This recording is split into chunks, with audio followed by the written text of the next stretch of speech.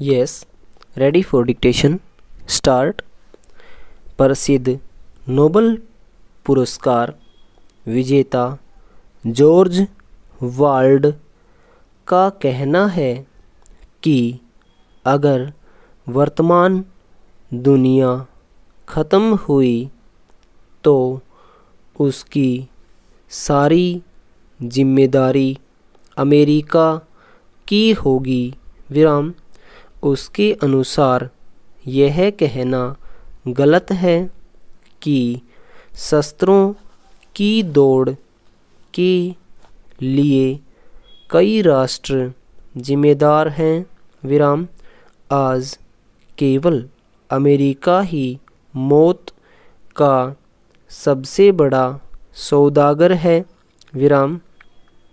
वह सच्चा लोकतंत्र नहीं, एक दलीय तानाशाह है जहां परमाणु हथियारों का विरोध करने वाली राजनीतिक शक्तियों का अभाव है। विराम।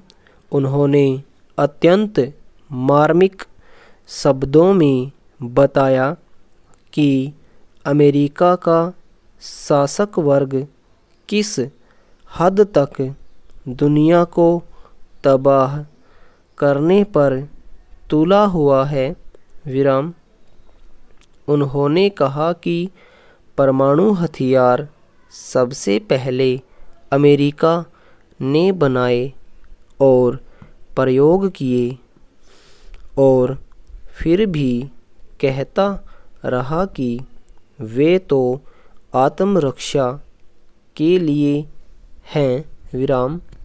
आज अंतरिक्ष युद्ध के हथियार भी वही बना रहा है और कह रहा है कि दुनिया के सारे परमाणु हथियारों को ख़त्म करने के लिए बनाए जा रहे हैं, लेकिन ये दोनों बातें झूठी हैं।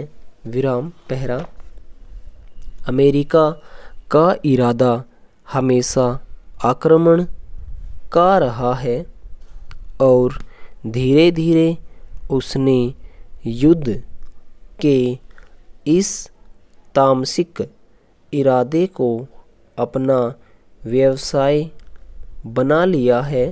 विराम। अमेरिका की समृद्धि का सबसे बड़ा रहस्य उसका युद्ध उद्योग है। विराम।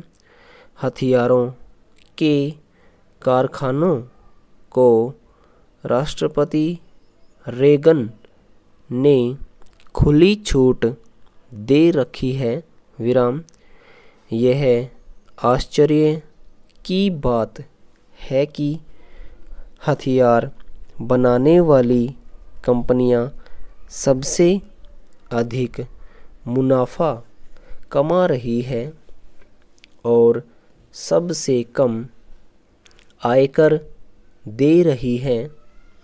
इससे स्पष्ट है कि अमेरिका को इन भयानक हथियार बनाने वाली कंपनियों का कितना ख्याल है। विराम। दुख की बात है तो यह है कि हम असहाय वैज्ञानिकों और प्रोफेसरों के अलावा इस देश में कोई ऐसा संगठित वर्ग नहीं है जो राज्य के इन सत्यानाशी इरादों के खिलाफ आवाज़ उठा सके। विराम। पहला, अमेरिका में दो पार्टी व्यवस्था पेश हो चुकी है। विराम। दोनों पार्टियां एक ही रथ के दो पहियों की तरह हैं।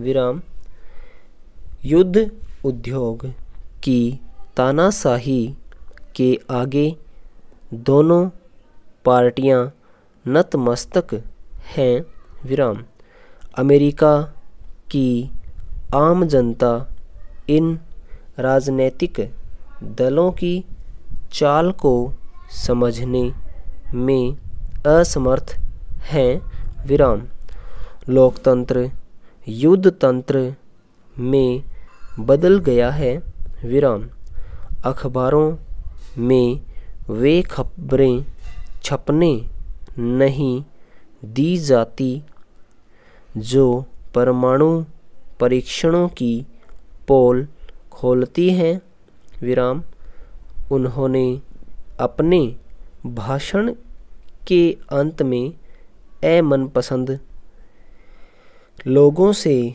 अपील की कि वे संगठित होकर परमाणु हथियारों तथा परीक्षणों के विरुद्ध आवाज़ उठाएं, विराम उन्होंने निरस्त्रीकरण के लिए की गई दिल्ली घोषणा की तथा भारत द्वारा इस संबंध में किए गए प्रयत्नों की सराहना की और कहा कि आज आवश्यकता ऐसे देशों की है जो इस संबंध में आगे आकर स्थायी शांति के लिए प्रयत्नशील हों, विराम ओवर।